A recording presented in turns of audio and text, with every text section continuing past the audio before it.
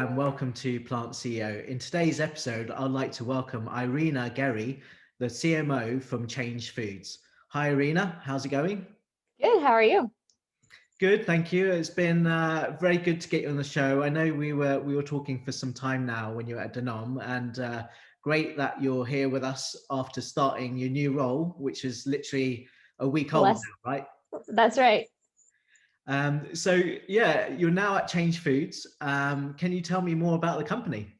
Absolutely.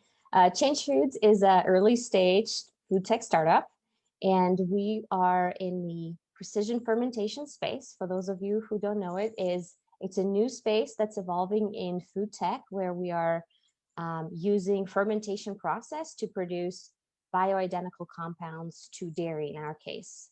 So we can produce dairy proteins, lipids, etc. And so which product will you be sort of starting working on first? Our first out the gate product is going to be cheese because Okay. and we can get into but of all of the plant-based and vegan products out there, I think cheese is the one that has the most grapes from consumers in terms of its texture, taste, performance, and so we thought what could be a better way than to give people the cheese that they know and love from dairy, made without a cow.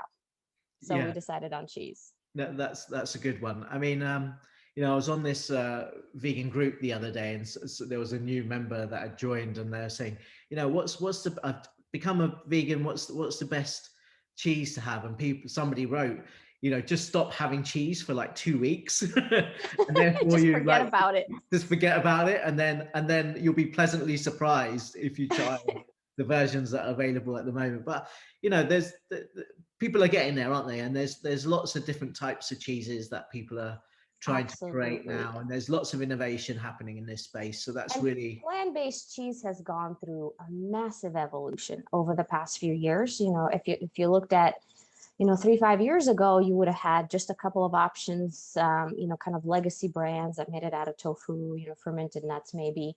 There wasn't a whole lot of choice. And over the last 2 or 3 years, there's been an explosion of brands. And I think the taste has come along quite a ways. So there are brands within plant-based cheese that are quite good. And especially if you are following, vegan or plant-based diet, you will find choices that are probably satisfying. But if you are looking at a larger crowd of, flexitarians and people who can choose to opt in and out, most of them still find it to be not quite to par with yeah, dairy cheese. Yeah. yeah. So that's, I think it's really important. So there was a study, I think it was last year by Rethink X, and they're Yes. predicting that the US dairy and cattle industry will effectively collapse by 2030. So we know there's going to be a lot of disruption in this decade. And obviously we're talking about the startups, Change Foods being one of them. Um, what else do you see in this space? I mean, we know we know the industry is dying. There needs to be more innovation.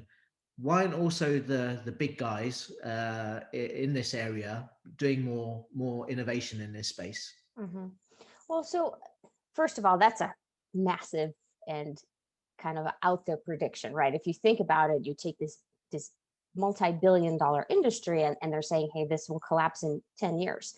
Um, and I think there's, a round of assumptions and kind of triggers as they put it into that study to say why that would be the case.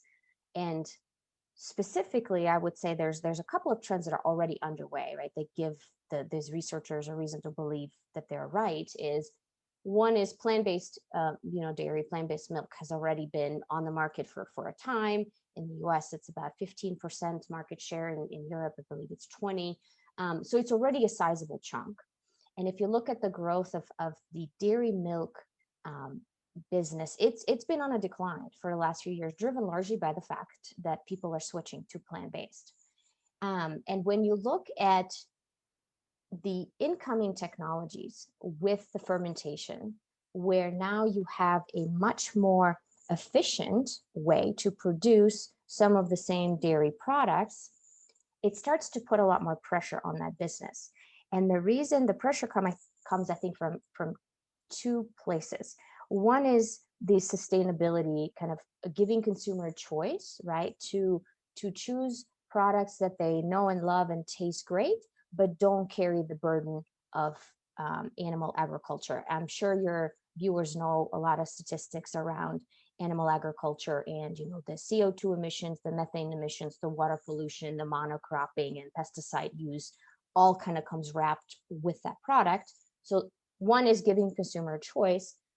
Two is, and not immediately, right? But the fermentation technology has the promise to deliver the same kind of food and, whether it's cheese or milk or ice cream at a lower cost. The reason for that is if you think about what it takes to produce a gallon of milk or a pound of cheese, there's a lot of inputs. There's a lot of water. There's a lot of protein. There's a lot of labor, transportation, et cetera, that goes into that.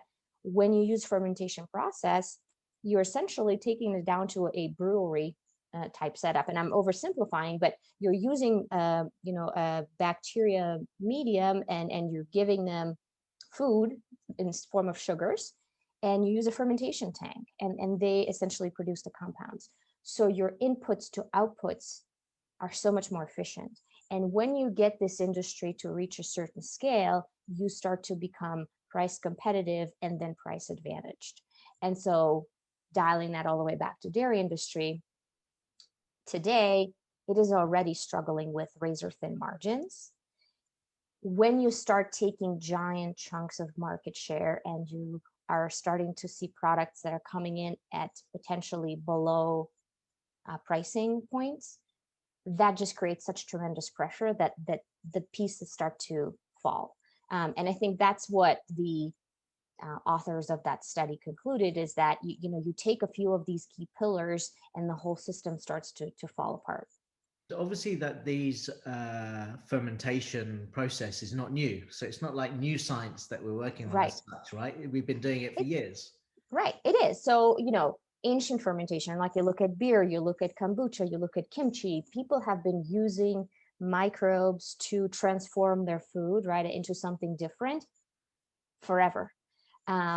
What's new and different about this technology is that it's actually, instead of just kind of using the native microbes like you would do in kimchi or in beer that are just present in the environment, the precision fermentation space is actually being kind of picky and choosy about the strains that they're using, as well as programming those strains to do very specific things. So it's a much more precise process that delivers a precise outcome. But I would say even that has been around. The cheese that you eat today, the dairy cheese, is made with what's called non-animal rennet. The rennet is traditionally, way back in the day, was derived from the calf's stomach. Well, as you can imagine, that's a very unfriendly way of getting a compound for your product. And so for some years, the industry has been producing this rennet through fermentation, through precision fermentation. Same thing with insulin that people consume in people with diabetes. That insulin is produced through precision fermentation. So there's a number of products in market that you are probably using or consuming. The famous Impossible Burger made their heme through precision fermentation, and it's in market and it's consumed by people safely. So I think that story just hasn't been told, right? The familiarity among consumers doesn't exist, and yet we're using it, and it's been proven safe, and it can do magical things. So that's why I kind of jumped on board with that industry, because I could see the potential and kind of the groundswell that's coming driven by this technology. And I think it's going to be fascinating. Yeah, I think so too. And will Change Foods after cheese be working on milk, alternative milk? The world's our oyster. Like I said, the technology can be leveraged in many ways, right? Cheese, yogurt, ice cream, milk are all part of the product set that we could produce. I think it's going to be part of strategic decisions that we would need to make in terms of manufacturability, scalability, and market potential. So I'm not going to give you the whole playbook, but yes, there's definitely Yeah. plans to go beyond cheese. Yeah. And when do you think you'll be able to release your first, your first product to market? Test product probably soon, in I would say in about 2022 sometime. And then we're planning on like a full retail launch by 23. Okay, right. And in that process, I guess there's a lot of fine tuning, things like the fats, the aromas, or that sort of side that you're working on, Correct. I guess. Right. I mean, like I said, this is your traditional food process, right? Where I'm very familiar with coming from Danone, right? Making plant-based products. There's a lot of that. There's also a lot of this deep tech, right? So I don't want to oversimplify the amount of technology and research that goes into getting these bacteria to do exactly what you want them to do, um, and produce these compounds, right? So this is not something that anyone can pick up and do in their garage. Um, and so there's kind of the upfront deep tech work that takes place. There's a product formulation work that takes place, and then there's obviously scaling, manufacturing, distributing, getting in front of the consumer. So it's quite a chain of events that needs Mm, to take place. mm, Um, and the other piece to it is, regulatory, regulation, approval, right? The products need to be certified by the FDA, et cetera. So there's a lot of streams that need to happen in parallel with this technology that mm. a lot of companies are kind of just embarking on, which is again another fascinating part of the space. Is it's so new, that it doesn't even have a proper name. Um, among all of the players in the space, we haven't quite yet aligned to what do we call this thing, Yeah, yeah, uh, which is exactly. another part of what I want to go and work on is getting to a commonplace understanding of some of the naming and conventions and how we talk about this technology. Yeah. Can you tell me a little bit more about your background story, actually? Sure. Um, well, I have a long and checkered past. um, I was actually born and raised in Russia in a relatively small science-based town that was founded to support a nuclear research facility. So I kind of come from this foundational science research community where my parents and everybody I knew was kind of related to this research institute. And so I had this really interesting kind of a communist bubble upbringing. I grew up still in part of my childhood was during communism. And a lot of people like to ask me, how was it? Was it as bad? I'm like, no, it was actually quite great. But I lived in this very special kind of designer town, so to speak. And then right out of high school, I actually was fortunate enough to get introduced to United World Colleges.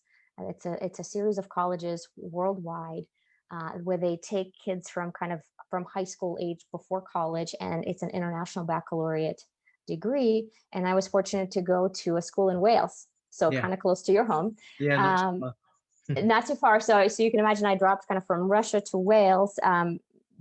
My parents couldn't even come with me. We didn't have the funding for them to kind of escort me in. So they dropped me off at Moscow airport. And there I went to another country to live with 400 kids from all these different countries. And it was a fascinating experience that kind of really blew my world open, right? If you think about how your mindset is as a teenager, you're like, I got this, I know the world, like I figured it out. And then you go to a place like that, and it just challenges every single um, assumption that you have about cultures and people and what's normal and what's out there, right? And so this kind of opened up the world for me.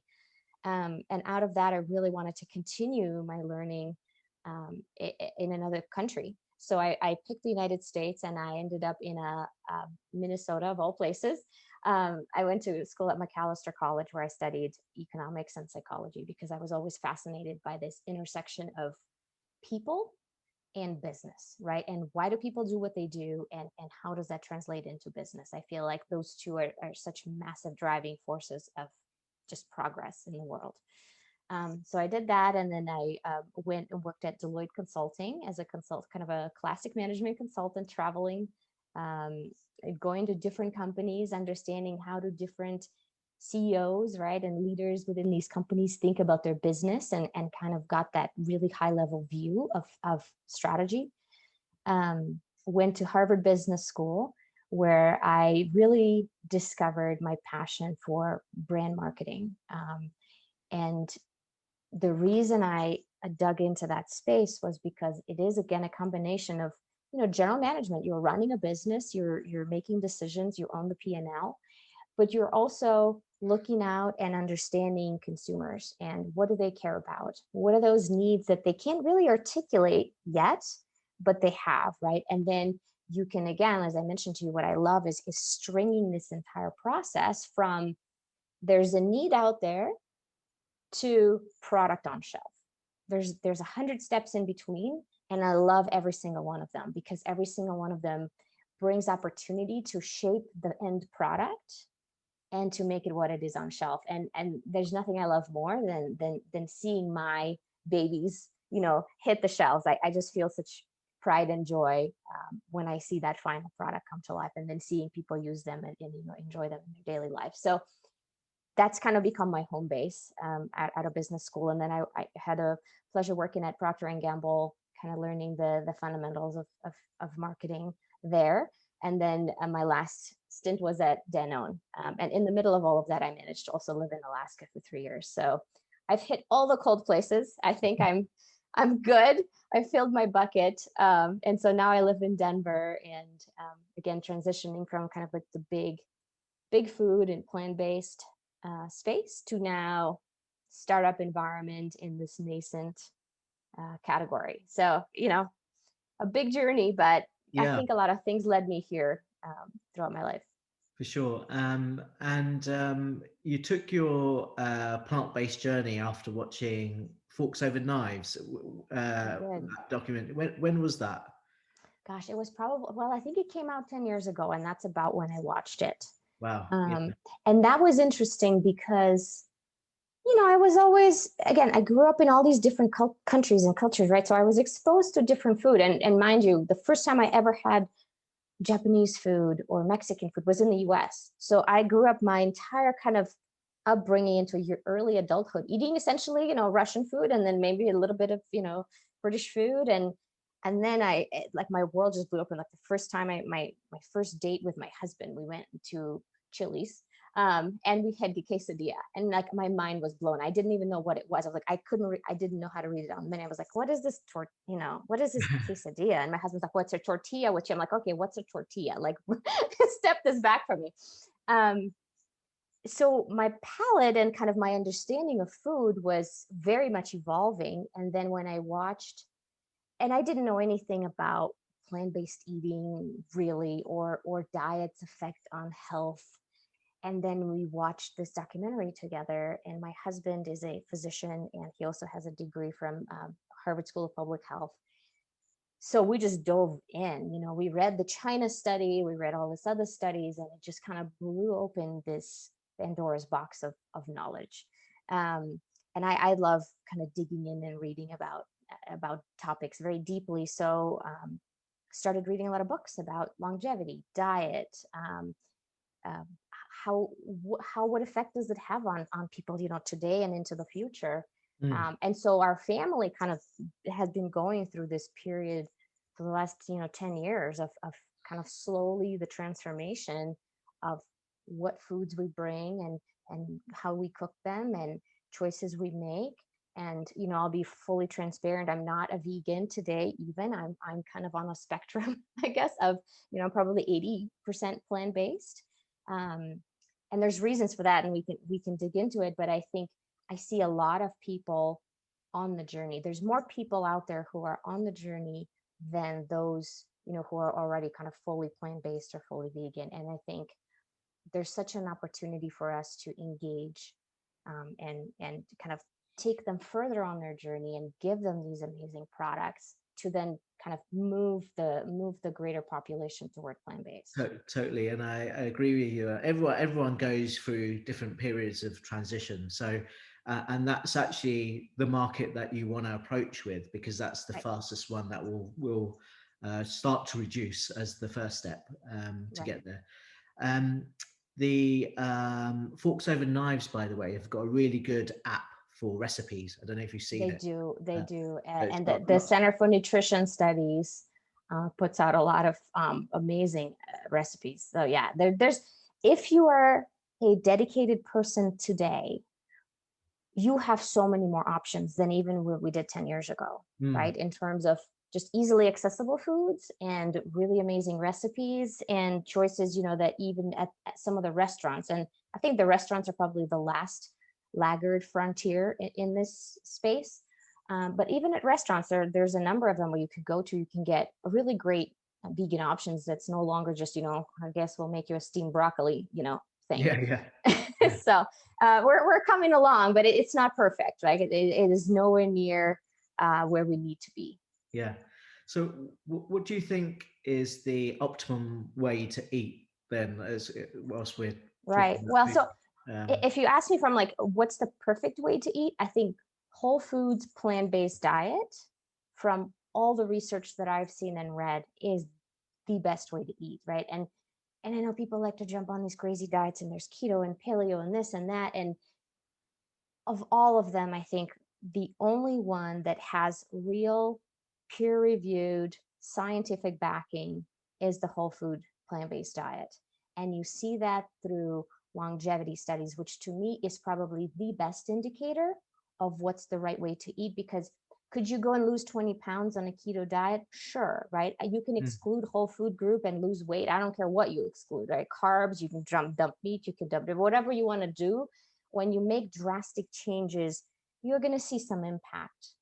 The challenge for me is that impact is almost never lasting, right? And mm, even there's been study upon study of diet trends, and what you see is that people kind of drop their weight and then they abandon their diet because it's unsustainable, and then they gain it all back plus some, right? mm, Like these yeah, restrictive diets are just, they don't really work. And the only one that's sustainable and there's longevity impact to it is the whole food plant-based diet, where you see people actually living longer, healthier, right? And mm, that's the other piece about longevity. When I bring this up, people say, I don't want to live to 100. I'm like, well, because you assume you're going to be in a wheelchair in a nursing home, but that doesn't have to be the case, right? yeah, Those long-lived centenarians, they live these vibrant, bustling lives. They're mm, biking and hiking, and they're involved in their communities, and they're leaders in their communities, and they're 100 years old, and they're fiery and sharp as can be, right? That's longevity. yeah, It's maintaining vitality and vibrancy throughout your time. And there's a really interesting body of research around blue zones. So there's several areas in the world that have been identified as blue zones, and places like Okinawa, Japan, Sardinia, Italy, Loma Linda, California, where researchers have studied these places. And there's a couple of great documentaries on Netflix if you wanted to kind of dig into the research. But basically, what they realized is these areas had disproportionate number of these, centenarians that are just living these vibrant lives and are happy, and there's 3x or 4x of them more than in any other community. And so these longevity researchers and lifestyle researchers and nutrition researchers kind of all went and studied these populations. And what they found is, there's several key tenets to that. And so it's a lifestyle. It's not just a diet, but they eat primarily plant-based. They're not all exclusively vegan. They don't know the word vegan. They don't call themselves that. They eat fruits and vegetables pretty much all the time, and meat or dairy is like a flavoring compound or a celebration food. I like how somebody referred to in one of the movies as meat as the celebration food. Like we go to a wedding, we have a meat, but that's about it, right? Like it's not an every day or week or month occurrence. They are very active, so there's this physical exercise component, and it's not that they go and they do CrossFit, right? They're walking, they're hiking, they're working in their garden, they're working on their farm, but they are active every single day. They are very connected to community. So there's this component of connectedness that is critical, and I think is missing in so many other health and wellness conversations. But what they found is these people either belong to, a faith community that's very tight knit, or they literally have these tight circles. Like in Okinawa, Japan, you're kind of assigned a tribe at birth, essentially, which is like your 5 people that are with you throughout your life, and they're your best friend, they're your support structure, they're your connection. So it's almost like by design they have this group of friends. And then the fourth one I think is that's really important is purpose. These people have a sense of purpose. And again, I think that's something that's missing from a lot of the health and wellness conversations is, why do you get out of bed? What drives you? What gives you energy? What gets you excited? And there's not like this warped perception of like, I go to work and I slug it out and then I finally retire and then I get to live my life. There's not that concept, right? It's people who are living these purposeful lives well past retirement. In fact, retirement is kind of a non-event in many of their lives because they're so busy and so involved, and they're living this full life that is worth living, right? So the fifth one I think was this characterization of the zestful life, like this desire to live and learn and connect and travel, right? And do all these things. So it's a lifestyle, but again, going back to diet, it is very much underpinned by eating a predominantly plant-based diet. So if you ask me what the best way to live is, it's whole foods, plant-based diet.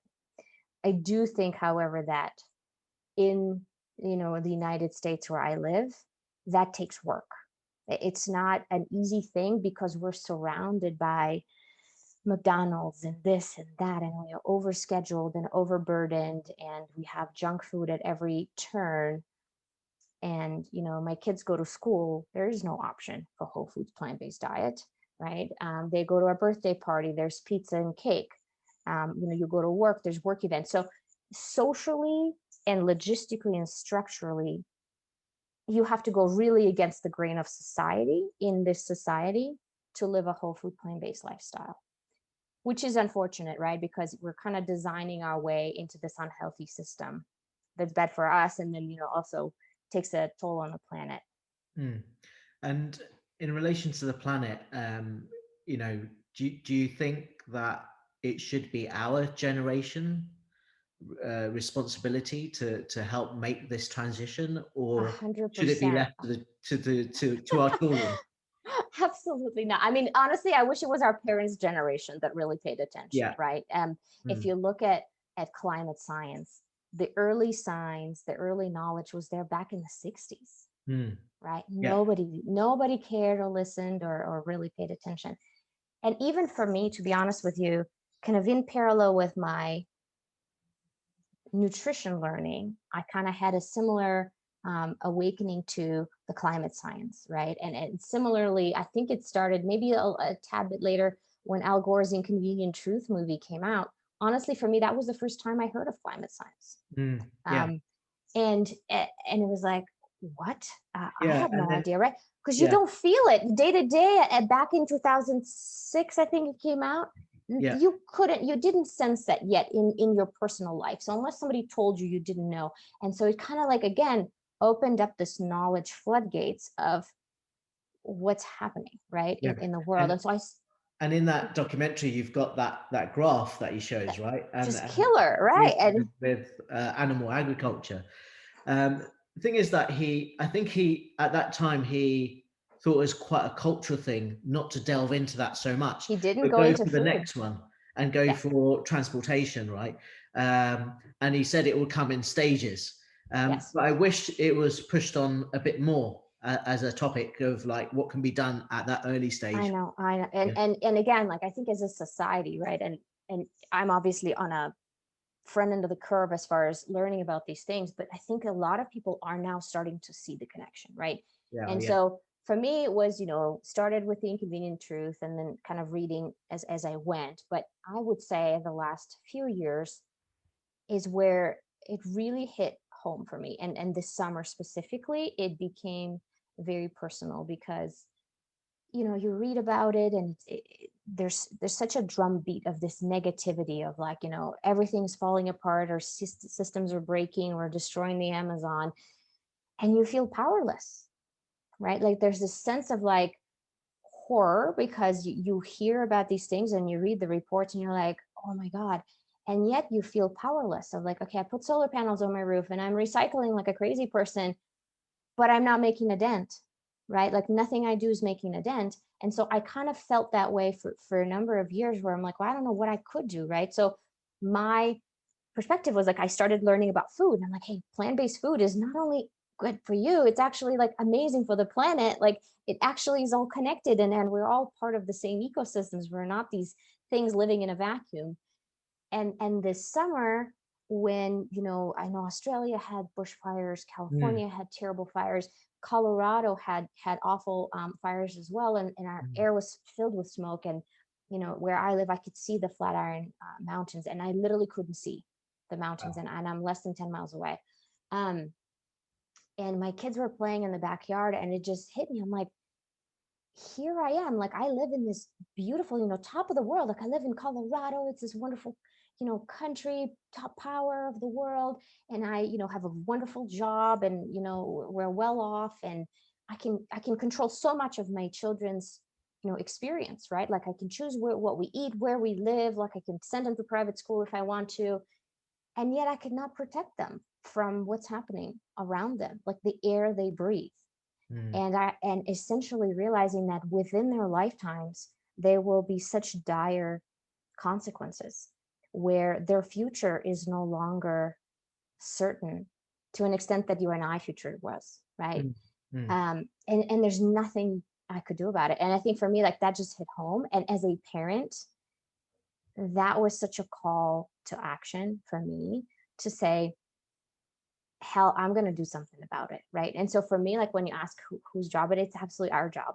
Um, One, because for our kids, it will be too late. Like my kids are 10 and 7. By the time they're of voting age, it will be too late. Yeah. Um, and so, and by the time they reach any sort of economic prosperity or ability to control these systems, it will be doubly too late. Like it's 30 years out. And then I look at us, I'm like, look, but our generation, we have the skills, Mm, right?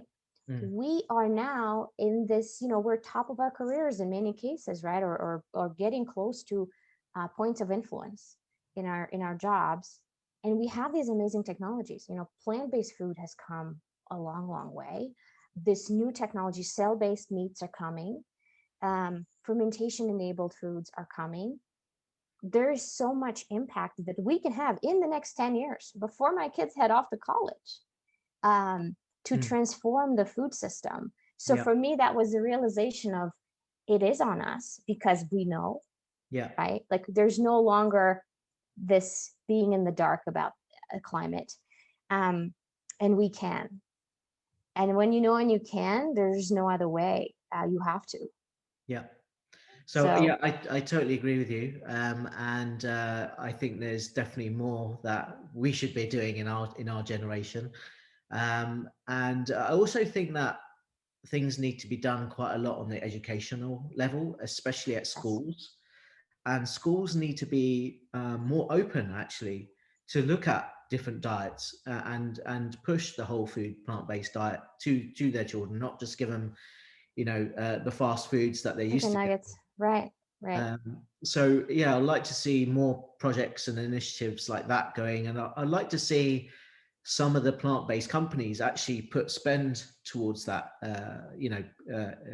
that sector as well, Mm. and as well as the lobbying that needs to happen with government. Oh my gosh, right. But you know what, for me, I do think we need to educate the parents, Yeah, because that's the there's first step, isn't it? so many consumers work that I do, right, in my life, is talking and observing consumers and seeing what is it that they know and do. And the knowledge gap that is out there is tremendous, right? Like you and I and people in the plant-based community, oh, we are very deep into the space. But if you go and you talk to average Americans, there's very, very little awareness of connection between diet and health Yeah. and nutrition, right? And there's a little bit of that starting to happen with COVID, which again is like one of those weird silver linings of COVID, is people are starting to connect. Hey, look, if you have, you know, all these comorbidities, your experience of COVID is going to be a lot harder, right? And why do you have these comorbidities? Well, it's driven by your food. But I tell you, where I think we need to start is with doctors. So my husband went to Harvard Medical School, Mm. and there is no education for doctors around health and nutrition and longevity. Like he had to kind of learn that on his own. Yeah. It's not part of medical practice. I even, we talked to my husband about like, hey, do you tell your patients about, this plant-based diet? And he's like, no, I actually shouldn't or can't, right? Yeah, Because they can't, because they're restricted to certain, to tell them about certain correct time is only like 10 yeah. minutes, so you can't get into this. But also it's not considered standard medical practice. So as a physician, you're in a way prohibited from kind of talking about some of that, or using that as therapy. Like using that as therapy would not be considered standard medical practice. So I think we need to start with physicians. That's super important, because so many people go to their physician and they're, overweight, and they have this heavy meat and dairy diet, and they have, Yeah. diabetes, heart disease, you name it. And the doctors just give them pills to treat the symptoms. Exactly. And they don't broach the conversation. Yeah. And we And I know can't from tell the you, studies, right, that prescription should be in a whole food plant-based diet, yeah, right? totally, yeah, How many diseases you can treat with that. yeah, And yet that's not what we do. So I think we need there's education work and policy work that needs to happen at healthcare level. There's education work that needs to happen toward consumers. And where I see a lot of, vegan brands or vegan people kind of create alienation, because they're so myopic, and they're so like all in or nothing approach, that it alienates these it folks. And I does. think we need to meet people kind of where they are. And if you've never tried, an almond milk, like I salute you for trying it. Like even if that's the only thing, because then you start it, you're on your journey. If all of a sudden you decide to do a vegan dinner on a Tuesday, I salute you. That's awesome, because guess what? You're going to have it a few times. You're going to discover more things. And then you're going to do it twice a week. And then you're going 3 times a week, et cetera. Right. And then you're going to discover some amazing vegan ice cream. And you're like, hey, this is pretty good. I'll eat that again. Right. So it's a combination of telling people about it in a way that's not guilt ridden. Yeah, totally. Yeah, Because yeah. guilt just doesn't work. Doesn't work. No. Yeah. And so tell me about your time a little bit when you were at Danone, and especially how you dealt with internal conflicts between the traditional dairy business and the plant-based business that you were sort of leading there. Right. So a little bit of history, right? So Danone purchased what was White Wave Foods, which owned brands like Silk and So Delicious, which are plant-based brands, in 2016, as a way of kind of getting into plant-based business. And in Europe, Alpro and Provabel are the other 2 brands, right? They're kind of cousins, I would say, across the pond. And it's been a transition for the company to assimilate these new businesses. But I would say it's not different or atypical, right? You could see a lot of large food companies now acquiring smaller brands or trying to build their own. So the intention, I think, from a kind of a big company strategy is, for Danone to get into this business. And the ambition, I think, was publicly announced, is to double the size of that business by 2025. So it's already a very large business. Silk is a leading brand of plant-based beverages in the US. So it's a massive business, very highly scaled, and to grow that 2x is quite a massive undertaking. So I would say the strategic intent and the desire is to actually push on the gas on these businesses. And if you look at Danone portfolio and the categories they play, especially in the last year, plant-based was the engine that drove a lot of growth, right? Because that's what, during the pandemic, it really delivered a lot of growth. So there's that. But then I guess there's also just, whenever you have this house of brands strategy, right? And you have, especially if you house kind of a dairy and non-dairy or meat and plant-based meat brand, there's a little bit of that, conflict, right? Because it's one v the other a lot of the times. But I would say the way we reconcile it is, look, as we've talked, majority of our consumers have both in their houses. And even as we went into homes for research for plant-based beverages, a lot of the times many consumers have more than one milk in their fridge, right? They might have dairy milk and almond milk for you and soy milk for me, and coconut milk for the curry that we're going to make.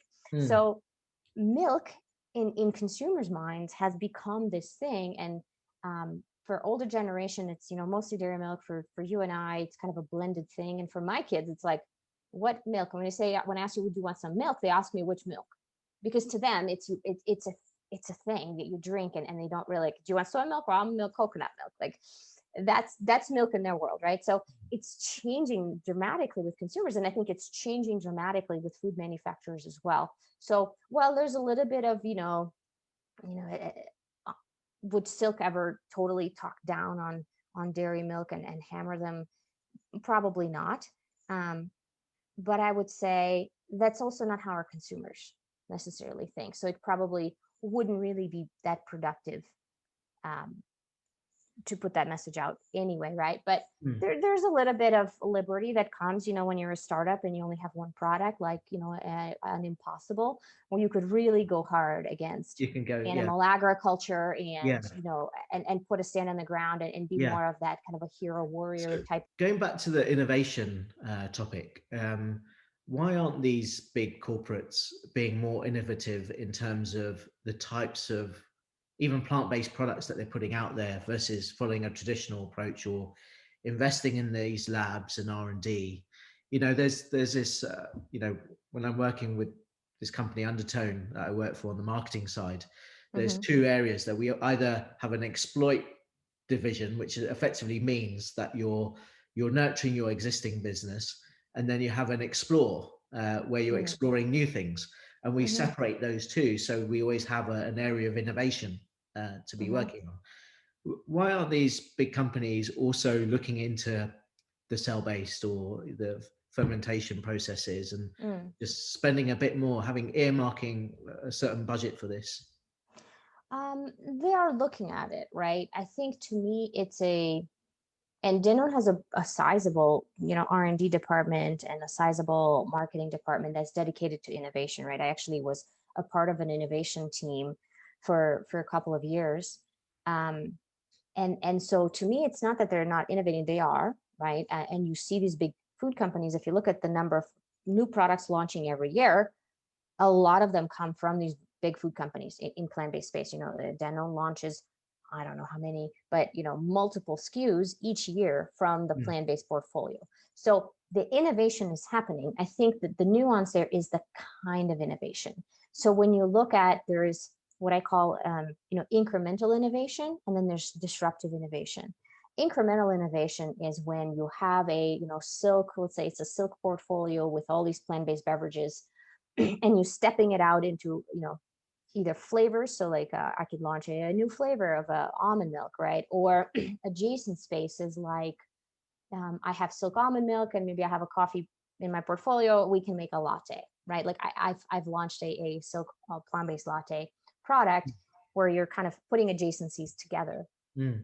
Or you can get into ice cream or something like that. But it's big categories, Yeah. established products where you can get to scale very quickly. So it does come down to the scale, like, so the It does. ingredients need to be scalable. Like if they're using a certain, so they might not be able to test all these new things that just don't have the scale or ready enough to go It into is market. I think it's a structural thing, right? So when you think about disruptive innovation, so on a incremental innovation, you get it. Like it fits within our process, it fits within our lines, we can procure ingredients at scale, we know there's an established category, so we can project how many units we could sell. We can talk to our retailer and say, hey, if you add this one SKU on shelf, we can predict with great degree of certainty how much we could sell. Mm. And that gives everybody confidence, and it creates a large business, right? So the few launches that I personally worked on were multi-million-dollar year one sales, right? Now, if you look at disruptive innovation, it's very, very different. Typically it's very small because the niche hasn't been developed. The consumer base is still small.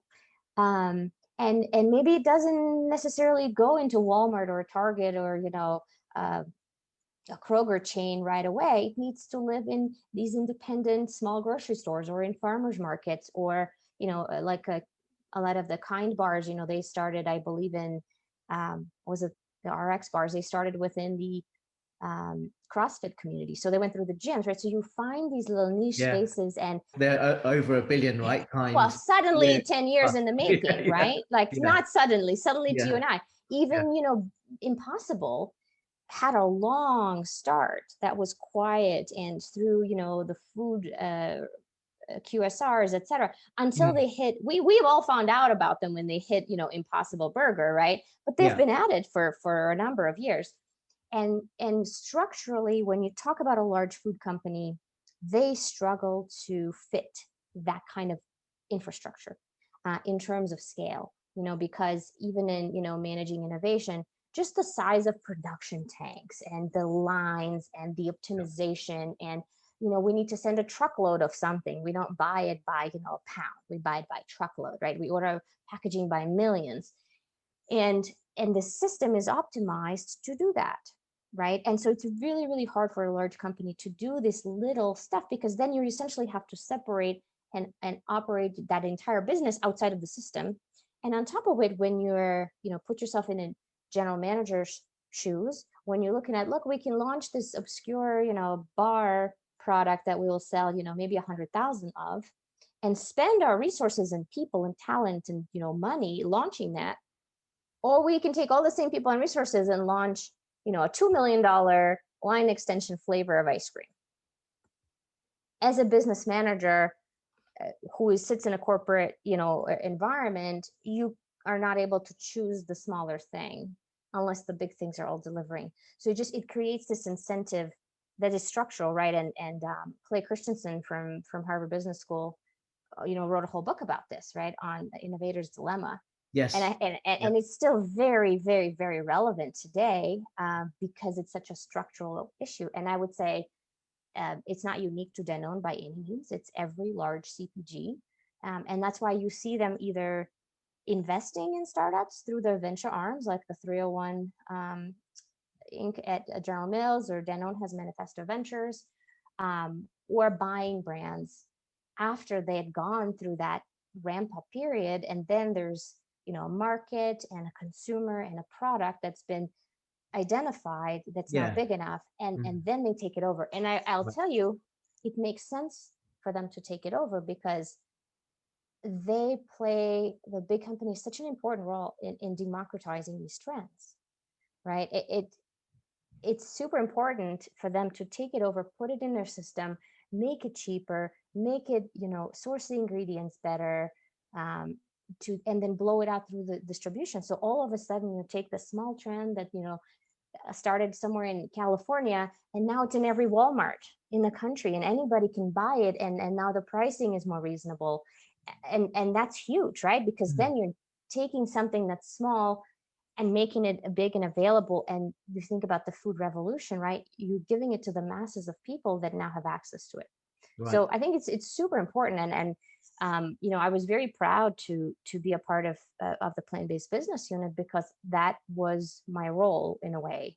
It is to drive this democratization Yeah. of the trends. But then, I've decided to actually to jump, to the forefront of it, and do something entirely different and unique, at a much smaller scale. But I Yeah. believe that will come as well. And I think the important point there was, you want to make it at an affordable price, especially for those low income families Right. that want to eat healthier but can't Yes. afford to, Right. So I think that's really important, where these products need to be catering for that market at the same time. Right. And it's Um, not lower income, it's almost everybody, right? it's almost People who everybody. can afford There's- to pay 2x for an equivalent product, Exactly. there's Yeah. only so many of them, right? Yeah. And if you really want to make a dent in climate, and if you really want to make a dent in public health, right, and the health of our communities, you have to bring this to the masses. And it cannot be 2-3x priced product. It needs to be, almost price parity, right? Maybe a little bit more, but it cannot be so much more, because then it's just that choice, right? It's about giving people choice. Yeah. And that choice becomes hard to make.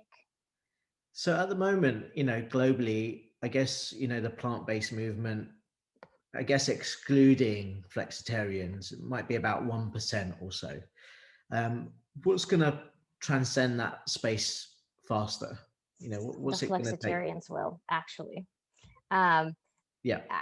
to me, that's the solution, right? Because vegan consumers are passionate people, right? And they're so important to this community. But like you said, they're 1-2% of population, and there's more of them, right? So even if you grow it 2x, right, you go from 1% to 2%.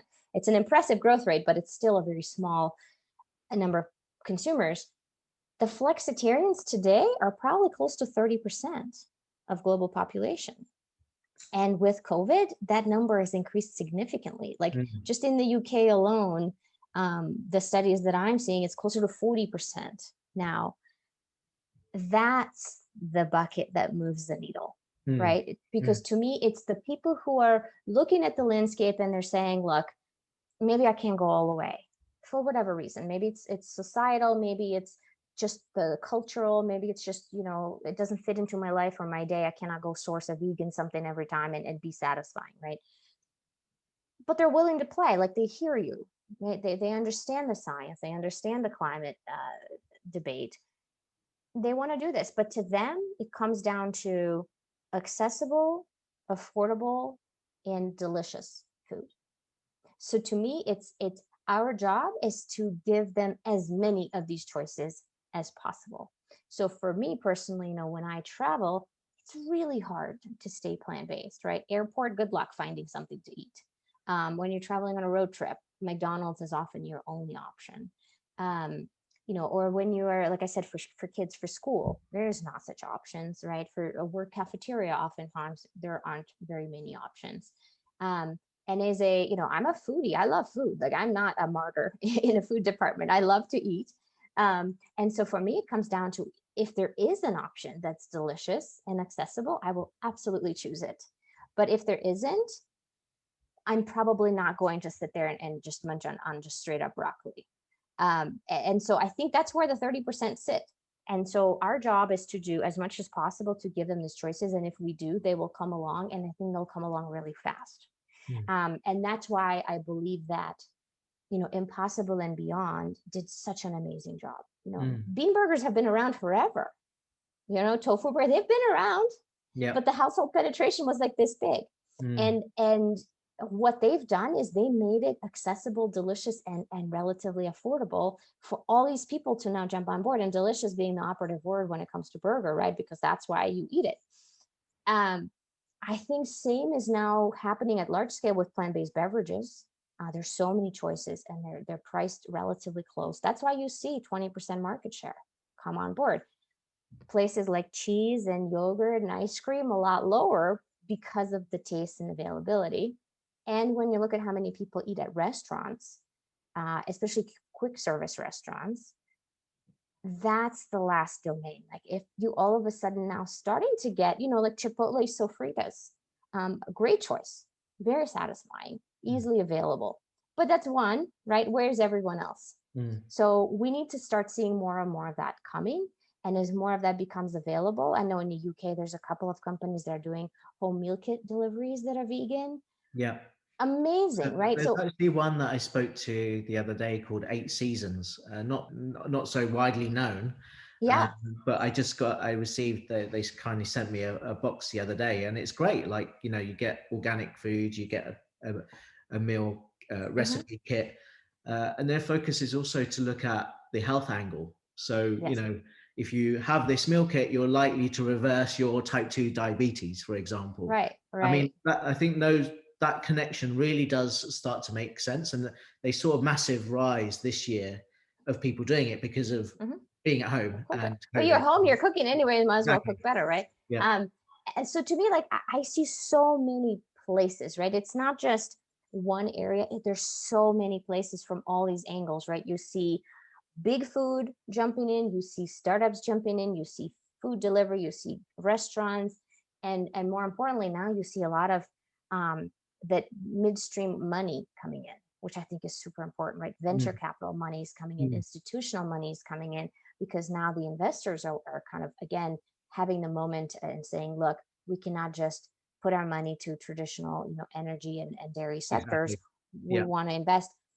That's creating tremendous momentum for these Totally. companies. Yeah. So that's why when, almost bringing it back to the Rethink X report, it Yeah. sounds unfathomable to say an entire industry will change over in 10 years. And it's massive, right? And yet when you're seeing change happen in so many places and in so many systems all at the same time, it becomes credible, Yeah. which I think is fascinating. And that's why I'm more hopeful about the future now than I was, a few years ago, Yeah. because I see so much change coming. Yeah. Totally. So yeah, very excited for you now in this new company that you're in. I'm sure you're going to work your magic there as well. Thanks a lot for coming on the show today. It's been a great chat, and yeah, keep me posted with your progress, and hopefully see you again soon. Yeah, thanks for having me. Okay. Take care. Bye. Bye.